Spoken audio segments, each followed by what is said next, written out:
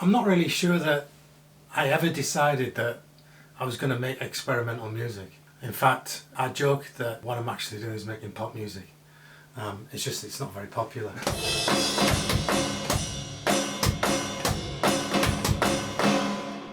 It's funny because I don't like the word experimental, because experimental to me conjures up images of scientists in laboratories. For me, this is all about doing what you want to do, working with people who you enjoy working with, and creating music together that you feel proud of. I'm not sure it's experimental, it certainly isn't popular, it certainly isn't commercial, but it's the kind of music that I like to listen to. One of the guys, Steve, the bass player, said to me, "Isn't it a shame that we had to wait until we were in our 60s to be able to make this kind of music?" And I said, "Well, actually no, because we couldn't have made this kind of music when we were younger." We just couldn't. I think it's the best music I've ever made. Together, collectively, we generate a lot of energy, which isn't bad for, old blocks, really. It's called a strum stick.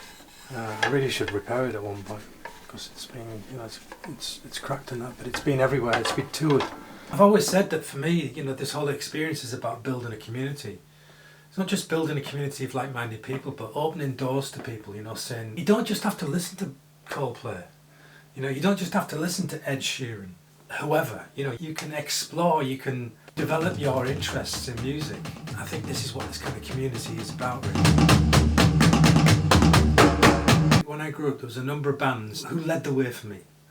And one is a German group called Can, who started in the late 60s. And were active really until about sort of 78, 79. And sporadically they've done stuff since. And another is a band called Wire. And Wire were, caught up within the kind of punk movement. I'm not ever sure they were ever particularly punk, but they did short, fast songs. Through a strange series of kind of happenings, which was engineered by Tom, my manager, I actually got to know and then started to work with the guitarist from Can, a guy called Michael Caroli. That ended up with me being asked to be part of his band, and then that ended up with me touring with all of Can as part of their 30th anniversary celebrations. For me, this was just like heaven. It's that kind of experience where you go, what am I doing here? A lad from Redcar. So to be asked to go on stage with him was the ultimate honour.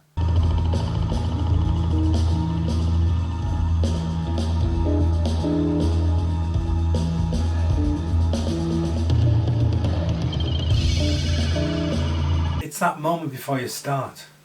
It's the blank piece of paper. It's not having ideas about things, it's about saying, well, let's just try it out. I have always believed in the sort of power of the accident, so which is why I'm into improvised music and spontaneous music. And for me it's an uninhibited, unreserved place where you can create, where the rational side of your brain is saying, you shouldn't do that, you're an idiot. You're not good enough. So I've always challenged that kind of you're not good enough brigade by saying, I don't care.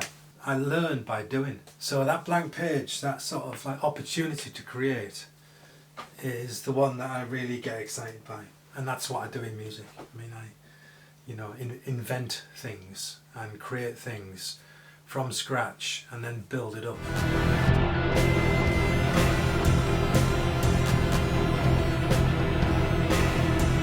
Everything is used to make sound in this space. Everything, including the space itself.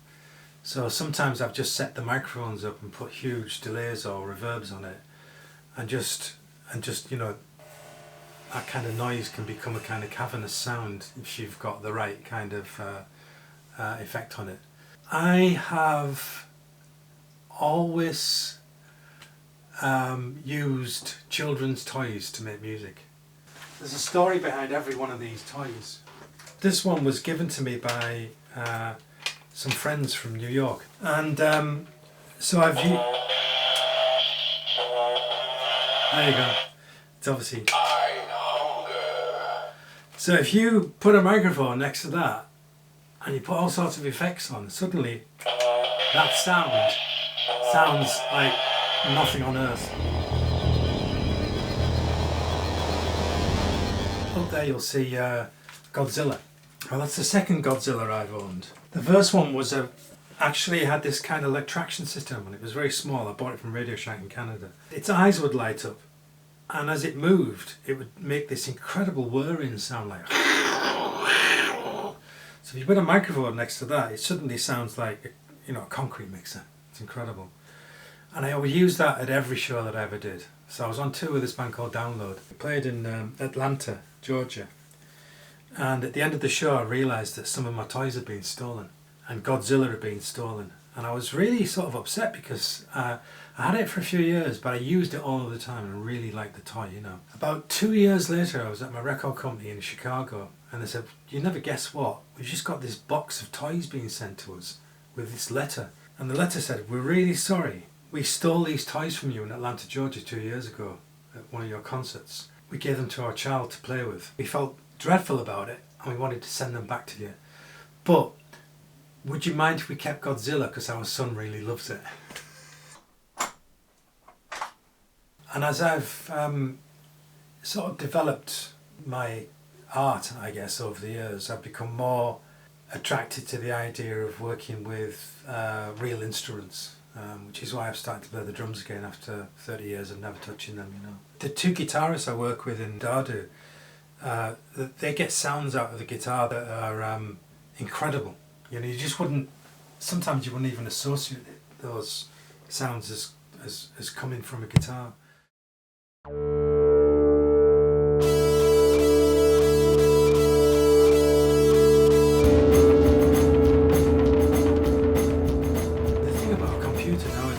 I can recreate the sound of virtually anything just by doing this, because there's a program that will give me the sound of a cello, but it won't have the feel of a cellist. It won't have that human kind of the texture of the bow and the string and the fingers touching. It's that human quality that I really, really love in music, which is why I sort of ditched my interest in electronic music many years ago, really. If anything, I'm much more into using real instruments and real sounds. This is my granddad's. It's probably over 100 years old, and unfortunately now bits of it are falling apart.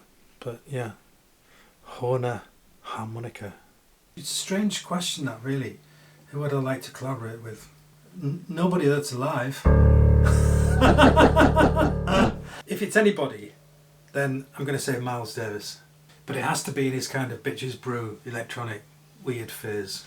Those few years where he was doing that kind of far out free jazz kind of funk, I just found was unbelievably brilliant. Yeah, it's got to be Miles, hasn't it? Because you couldn't pick a better improviser.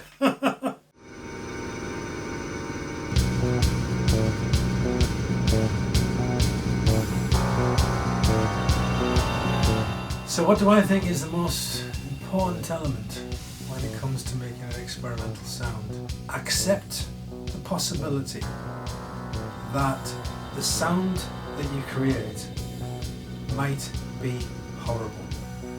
Because if you don't accept that possibility, I think it's highly unlikely that the sound that you're going to create will be interesting. Embrace that rather than run away from it. And learn from failing. I'm not interested in being successful. I'm not interested in fame in any way, shape or form. I'm just interested in accepting the fact that I've got the right to release music. And to me that's the most important thing. Well, I've always argued that what I do is not random, it's not chaotic, it's actually highly structured, but it's structured in there.